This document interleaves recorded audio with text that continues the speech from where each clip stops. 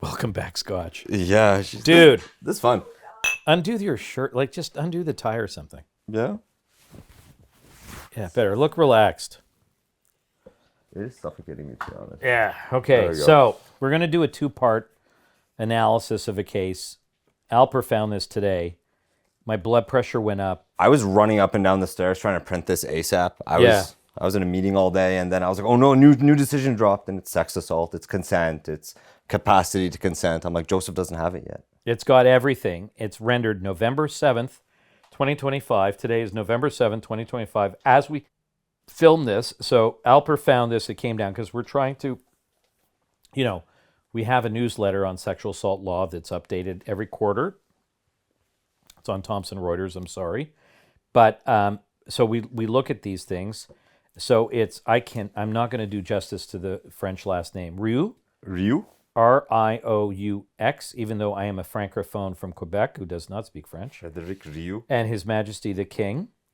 It is a judgment today. So it's 2025 SCC 34. And it's got a lot of stuff in there that we need to do a brief review of now and then a much deeper dive on another episode. It's dense. There's a lot of in here that's a problem.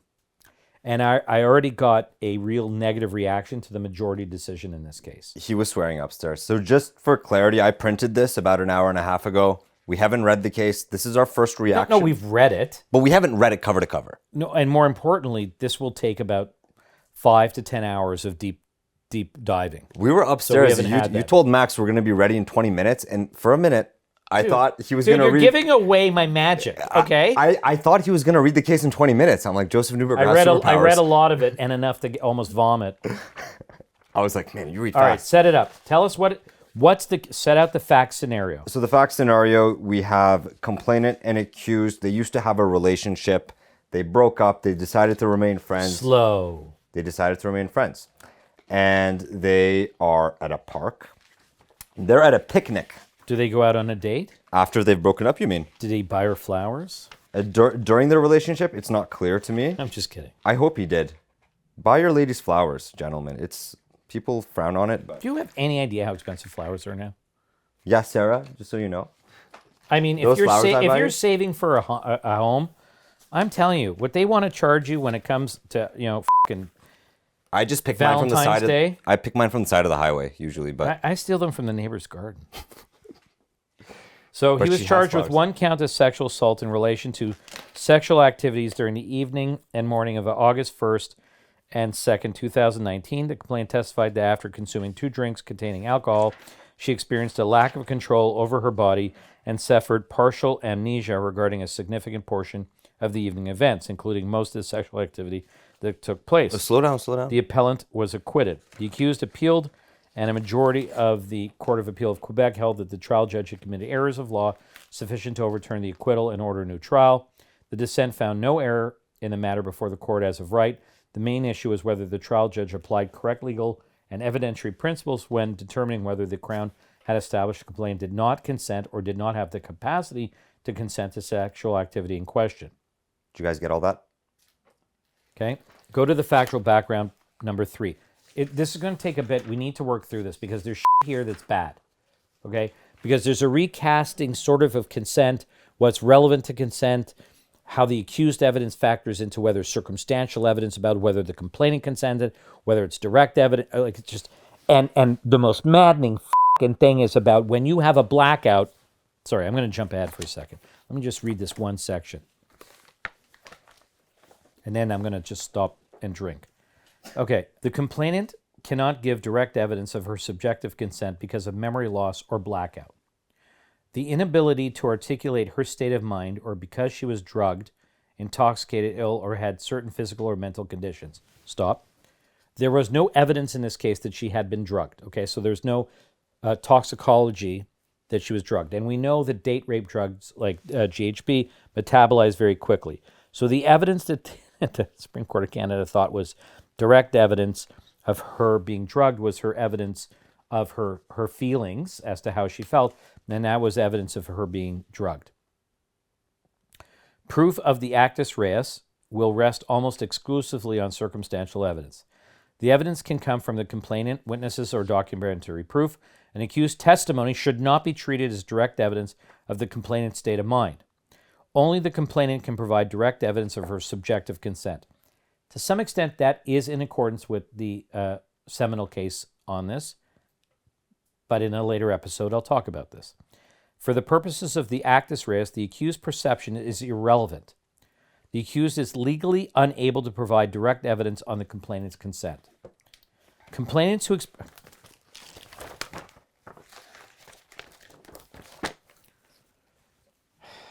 This case ruined Joseph's weekend. Okay. Complainants who experience memory loss can still provide evidence relevant to capacity and consent.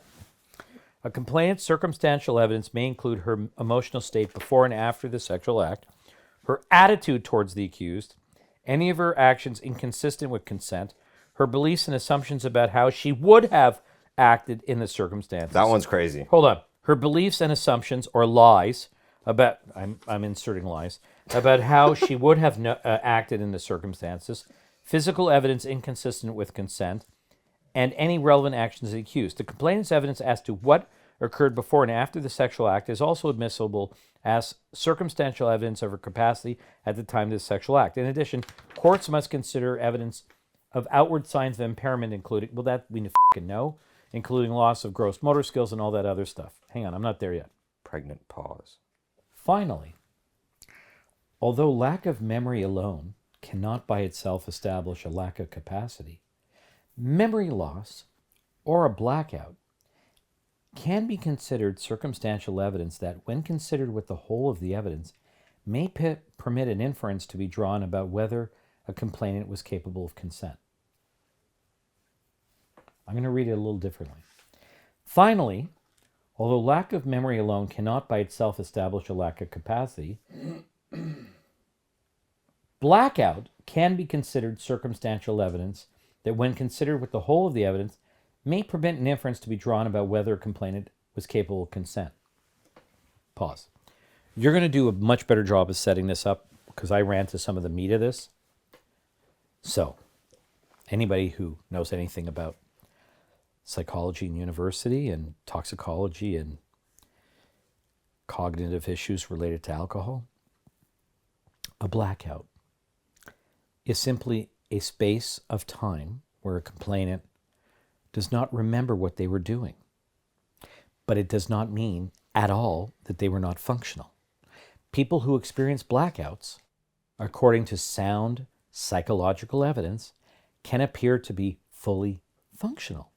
During that time of a blackout, they can be operating machinery, driving a car, drinking, laughing, dancing, having sex, watching TV, commenting on why Dancing with the Stars this year should not result in this couple winning.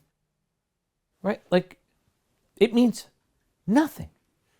It's a complete absence of evidence because a person in a blackout can appear and can be fully fucking functional. You just don't remember because of the consumption of alcohol. That in and of itself, in no way, shape, or form, should ever be any element of an inference to draw whether a complainant is capable of consent. Did you know you can get married when you're blackout? Yes. I remember in family law, we studied a case. Yes, that's good. Raise that. Yeah, it was on annulment, and somebody tried to annul a case annul a marriage, on the grounds that they did not freely consent, or they were not in the mental capacity to be married. Because, and family lawyers watching the podcast, please forgive me for any mistakes I make here, or correct me in the comments.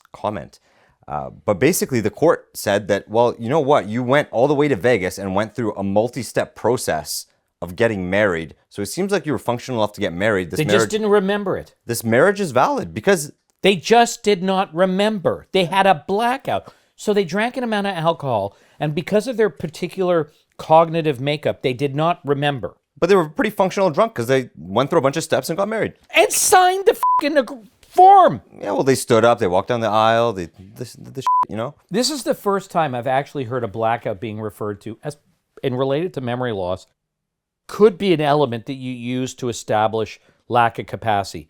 That fucking terrifies me. Let's start at the beginning.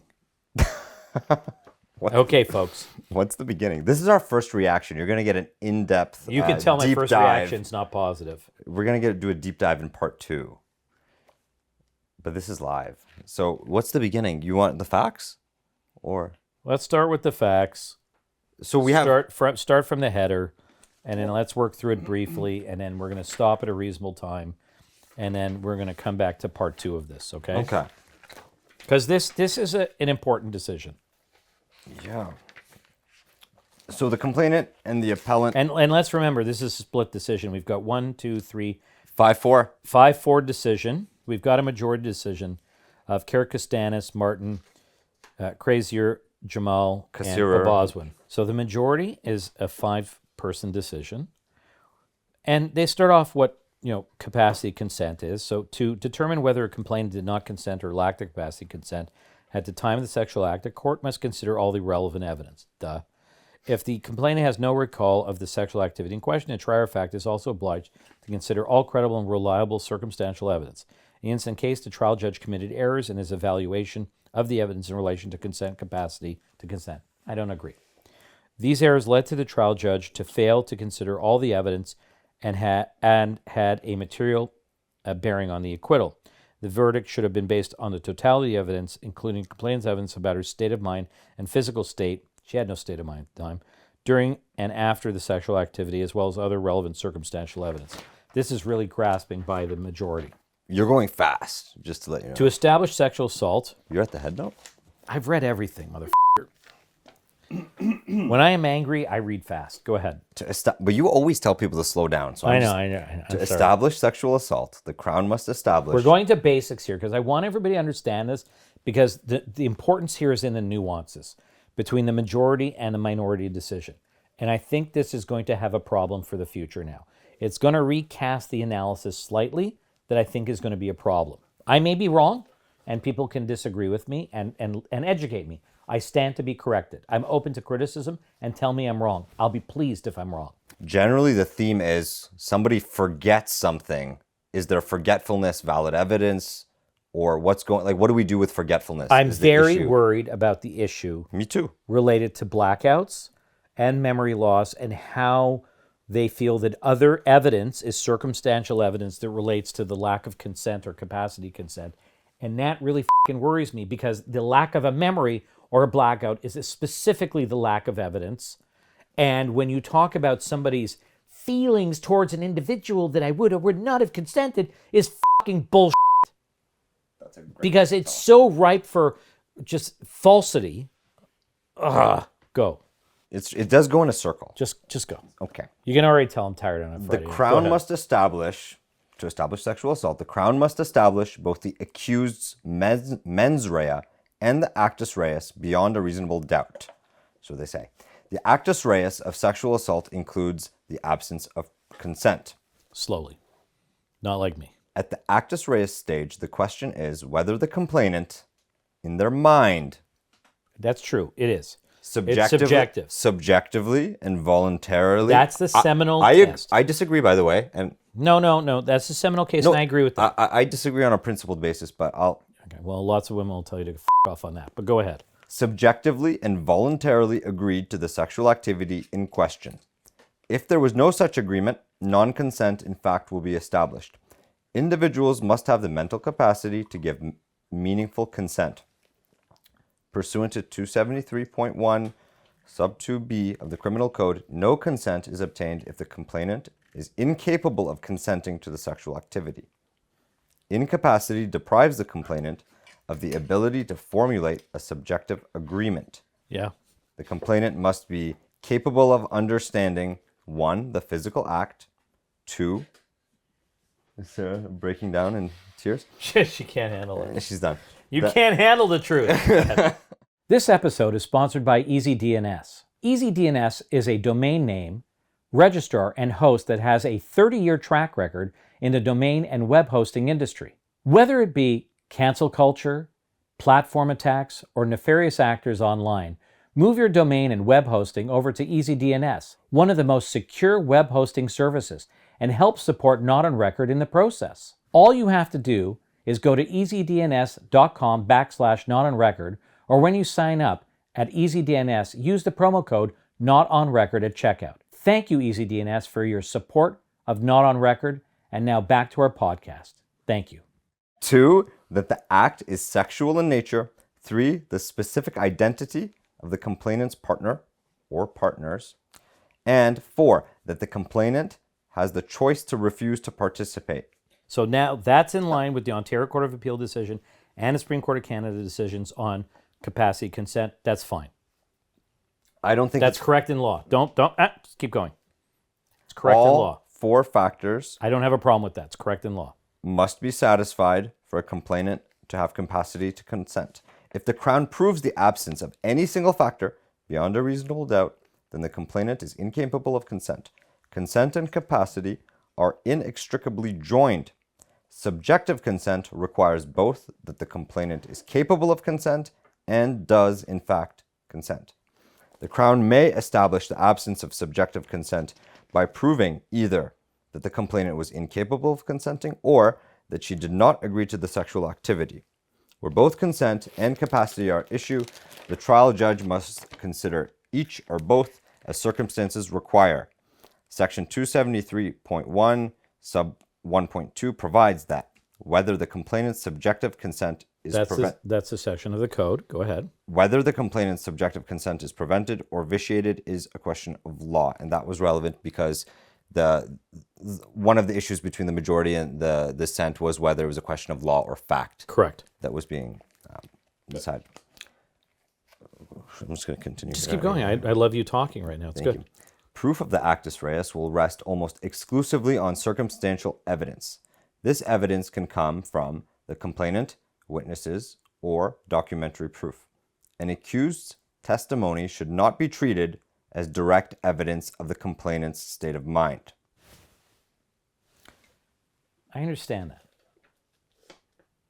Because an accused can't read the mind of a complainant. And the case law is it's a subjective assessment of consent. You don't like this at all. I hate it. Mr. Articling student, go ahead. Fresh out of law school with all these ideals. I can tell when you're pissed. I can tell when you're pissed. If you're yelling and screaming, I know you're pissed. Do I have direct access to your mind? No, but I know you're pissed. Let me put it this way. It's direct you're having evidence that you're sex with pissed. somebody, you're going, you, no. I don't want to have sex with you. No. An accused testifies to that. Is that direct evidence of their state of mind? Of consent? The accused is testifying that... I'm just joking in a hypothetical. The accused, under cross-examination, no, she said this, you, I don't want to have sex. No, I don't want to have sex with you. You, no, stop. Yeah, that's direct evidence. Or is that circumstantial evidence? No, it's direct evidence. Subjective belief in consent. If the accused says she was saying me harder, that's direct evidence that there was consent. I don't know how else to put it. Like, clearly she how else could you interpret that? There's no ambiguity. I understand. Like, this epistemic relativism, and it's completely in her mind, and nobody has access to it, and this like sophist distinction between direct and circumstantial evidence is just bullshit. I think it's bullshit. I don't disagree. So look, I think that I agree and do not challenge the case law that has been in place for decades now, that consent is a subjective assessment of the complainant. I get that. But there can be evidence of an accused that's relevant to that key factor. And frankly, their observations of what the complainant is doing and saying, frankly, it's not really circumstantial evidence. It's kind of direct evidence. It's not. There's an exception. So, okay. There's an exception. Time out. Okay. The difference between direct evidence and circumstantial evidence. Okay. I see this individual pull a gun out from his coat, reach with a gun towards the deceased, pulls the trigger and shoots, and the deceased dies. Is that direct or circumstantial direct evidence? The person comes into the building with an umbrella and a raincoat. Both are dripping in rain. But I have not been outside. Is that circumstantial or direct evidence? That's circumstantial evidence. Okay. An accused testifies that the complainant is screaming, yes, yes, yes, yes. That's great. More, more, more. Yes, I want this. I want this. And describes the body language of what they're doing, their physical movements, including sexual actions. Is that direct or circumstantial evidence? Okay. Strictly speaking, by definitionally, I understand it's circumstantial. There is an inference required to reach their The state of mind. the complainant during sex is sweating and moaning. I'm going to get so fucked over on this episode. The complainant is moaning, and sweating and wiping his or her brow. Not gender oriented in this one. Or their brow. And is that circumstantial or direct evidence? Of what? Is it It circumstantial? depends. It's direct evidence of their No, sweating. it's just evidence. We're just talking about evidence. It can only it's be direct- circumstantial evidence because you're drawing an inference. Whoa. You're drawing an inference from what you're observing. Sweat, moaning, etc. But when they're saying certain things like, yes, I would like that, I enjoy this, please do it more. Well, frankly, I don't think that's circumstantial evidence. I think that's kind of direct evidence. I much think so like too. what you see. Yeah, it is. So I can imagine a circumstance where an individual says, the complainant had engaged in oral sex on me enthusiastically. Well, is that direct or circumstantial evidence of her consent? It ought to be direct. You would think it's direct. I'm so getting canceled. It's over. I hope you enjoyed the podcast. You can find me on some dark web podcast somewhere. I want to thank you for viewing. It's all over. It ought to be direct. But there's this pedantic... Are you saying we should not have brought in Johnny Walker tonight, Max? You're like completely against it now. This has just f***ed it all up, right? I'm having Say more. something, Max. I think it's fun. Look, I'm not trying to overturn realities of what goes on. Again, I've always been clear about the fact that there are real cases. That we don't dispute that. But the way courts want to parse things drive me crazy to reality. So the difference between circumstantial and direct evidence is a very nuanced analysis, and frankly, both are relevant and very significant. Whether you call it direct or circumstantial, it's still relevant. I get that the Supreme Court of Canada said a long time ago that consent is a subjective determination. I get that. But really, an accused who gives evidence in a trial about what they're observing of the complainant's evidence is highly relevant. And whether you distinguish it between circumstantial or direct evidence, it doesn't fucking matter. It's highly relevant evidence.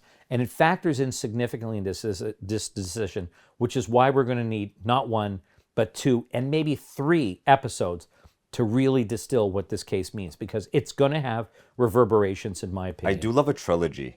I want to add... Star Wars. Everyone's been a trilogy. Lord of the Rings, Star Wars, yes. Except the last one was awful, just awful. I'm terrified about the next 3 that's coming out. The next, which one? Star Wars. They're coming out with a new trilogy. It's going to be a disaster. They need to stop remaking old things. They shouldn't have killed fucking... spoilers. Whoa. Yeah, well, No. Okay. well, now we have the spoiler alert now. But anyway, back to what I was about to say. You can tell what I like. Star Trek, Star Wars, love it. Okay, No go Lord ahead. of the Rings, though? Yeah, it was okay. Oh, come on. Anyways, What's one of my favorite shows of all time? You got hired because of it. shows? You mean movies, Movies. or shows? Ghostbusters. Correct. What's one of my favorite series? Peaky Blinders. Bang on. Good A. You, Linda. Okay, go ahead. There is an exception to the opinion evidence rule. That is, what is it? Compendious modes of fact, or a compendious modes of stating fact, right? So opinion evidence on subjects such as speed, weight, intoxication, Right, but that, narrative context. Well, that's hear me out. layperson opinion evidence. But hear me out. There's a reason that you're not allowed to give opinion evidence in court. But when it comes to those exceptions, we are allowed to give those exceptions in court as evidence, because there's simply no other way of saying them. It's pedantic to insist otherwise. What you're saying is a layperson can give opinion evidence that somebody was intoxicated, because we all understand what intoxicated And people we all f***ing understand what consent looks like. We do. We all have sex. We know what it looks like. Do we? Yes, we do. Do we? And I this don't f***ing know. I propaganda. don't know if we no, do. This f***ing propaganda It's been that we thousands don't. of years. I don't know if we do. We're men. We don't get this. Men don't know. We don't understand. This propaganda We that don't we know. live in a rape culture and men don't know what consent we is. don't It's know. f***ing ludicrous. We It's don't ridiculous. know. We all know. It's like very plain common sense. And not only that, but there is a difference between when we talk about voluntariness and preferences. Like we talk about preferences, there's a whole thing about agency going on here. This Court of Appeal, the trial judge's decision in this case should have been upheld, just like the dissent said. And the way they want to draw the distinctions in this majority decision is bad. But we got to keep reading. Just keep reading, because nobody who's... You have to fucking read the decision to understand what we're talking about. So just keep reading. What time are we at? 30. Okay, we're going to go a bit longer because actually it's Friday night and I'm going to die soon if I don't go home. But this is a super important case. So it's a trilogy. It's our Disney version of Star Wars, okay? But we're going to call it Consent, okay? Go ahead, keep reading. Chug up, baby. Good day. Where were we? Was it proof of the actus reus? Max, you love me, eh? 4.5 years. I love the accent. Good day, motherfucker. All right, good day. All right, you tell me what you fucking think there, buddy. Come on. Your British accent. And it's actually Birmingham, and it's all wrong, apparently. Yeah, your Cockney accent, better. When you should. And all my family, my family on my mom's side is all in Great Britain. Really? I had no idea. Well, my roots go back to Dublin on my mom's side. Irish, huh? My mom was Irish Catholic. My dad was a Hungarian Jew, survivor of the Holocaust. So I'm a blend of two. Interesting. That's why I have two livers, because I can drink. Yeah, On the I Irish see that. side, I yeah. see I that. had a second one installed. This is really making sense now. All right, you go ahead there. Go Proof ahead. of the act. Go ahead. You read that paragraph, man. I'm going to read the paragraph. Proof of the actus reus will rest almost exclusively on circumstantial evidence. The evidence can come from the complainant, witnesses. I've already read this. Just take it slow, because Or this is important. documentary proof. We're talking about what kinds of proof are available for the issue of consent, okay? An accused testimony should not be treated as direct evidence of the complainant's state of mind. This is where we lost our minds. Right, go ahead. Only the complainant can provide direct evidence of her subjective consent. For the purpose of the actus reus, the accused's perception is irrelevant. Keep reading. The accused is legally unable to provide direct evidence of the complainant's consent. Trying hard here. Okay. Complainants who experience memory loss can... So just let me stop for 1 second. That's not inconsistent with Supreme Court of Canada's decision, you and Chuck. It's I know, I not- just hate the f***ing decision you and Chuck. I'm sorry. Relax, just chill, man. I'm the one who's out here 33 years, okay? Relax. But the way that it's stated is kind of infuriating because there is relevance to it. But go ahead, keep reading. Complainants who experience memory loss can still provide evidence relevant to capacity and consent. Yes. A complainant's circumstantial evidence may include, here we go, her emotional state before and after the sexual act, her attitude towards the accused. Yeah. What the does that What mean? the does that mean? Her attitudes towards sex, myth. Well, we now have case law to say, her statements about sexual inactivity. I would not have had sex with him because he is fat. So you have to run that through a Kinnamore application now, okay? And talk about ripe for fabrication. Go ahead. But more. hold on, her attitude towards the accused. So myth-based reasoning. We talk about myth-based reasoning. If somebody, Good point. yeah, if somebody's attitude towards sex, if their attitude is, I'm not having sex till marriage, like strictly, I'm not having sex till marriage, maybe I'm like a literalist. I think the Bible is literally real. Versus somebody who thinks, sex, whatever, it's just a transaction. I've had sex 100 and you wind up going out with somebody, you go to a bar and you have a little bit of this. Right. What does this do to people? Well, it's a lubricant, so to speak. Right. Does this make them No pun intended. Does this make them incapacitated? None of this Or does it podcast is somehow, voluntary, by the way. Or does this somehow, is a lubricant for, your inhibitions? crazy? Because to think. sometimes people do things when they're not quite sober that they wouldn't do when they're sober. So their attitude about sex with the accused prior to alcohol consumption is kind of fucking irrelevant. No, this is so divorced of reality. Like people in Vegas who've ever went there and fucking did whatever they did, everyone would be charged with sexual assault. Right? Like if we fucking obeyed the law this way and it would be insurmountable not to keep thousands of people out of jail all the time. I think the law, the way it's written, everyone has been sexually assaulted definitionally. I agree. How about this? How do you consent to a French kiss? I don't know. You don't. Everyone who's been French kissed, it's a two-way sex assault. You can't have an advanced consent.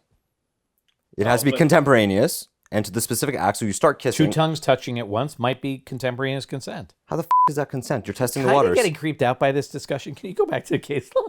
But attitudes towards the accused, attitudes towards sex, I hate that. attitudes towards sex, irrelevant. If you have sex with 1,000 people and you think sex is free sex, all this stuff, irrelevant. It's a myth. I agree. But attitude towards the accused, relevant. If you have a liberal attitude towards sex, that's not relevant to whether you consented on the night in question, right?